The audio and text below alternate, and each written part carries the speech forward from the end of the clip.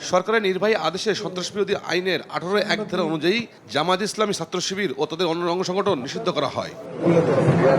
জামায়াত শিবির নিষিদ্ধের পরদিন সংবাদ সম্মেলনে আসেন আওয়ামী লীগ সাধারণ সম্পাদক ওবায়দুল কাদের। আওয়ামী লীগ সভাপতি রাজনৈতিক কার্যালয়ে কথা বলেন তিনি।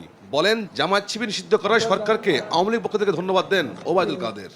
জামাতের রাজনীতি নিষিদ্ধ করার সরকারি সিদ্ধান্তকে আমরা স্বাগত জানাই।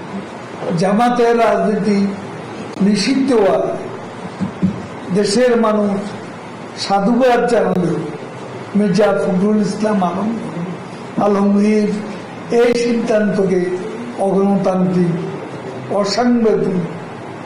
অসাংবিধানিক বলবে, এটাই স্বাভাবিক। শিক্ষার্থীদের আন্দোলন নিয়ে কথা বলেন আওয়ামী লীগ সাধারণ সম্পাদক। শিক্ষার্থীদের অযথা হয়রানি এবং আটক না করতে নির্দেশ দেওয়া হয়েছে আইন শৃঙ্খলা বাহিনীকে।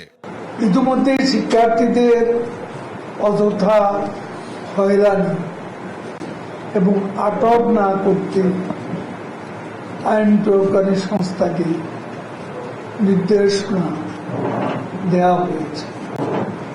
কোন শিক্ষার্থী যেন হয়রানির শিকার না হয় সেদিকে দায়িত্বশীল সকলকে সতর্কতার সঙ্গে খেয়াল রাখতে হবে। কোটা নিয়ে মুক্তিযুদ্ধ মন্ত্রীর বক্তব্য তার ব্যক্তিগত, সরকার নয়, জানান ওবায়দুল কাদের। মুক্তিযুদ্ধের চেতনা। তৌফিক মাহমুদ মুন্না, দেশ টিভি, ঢাকা।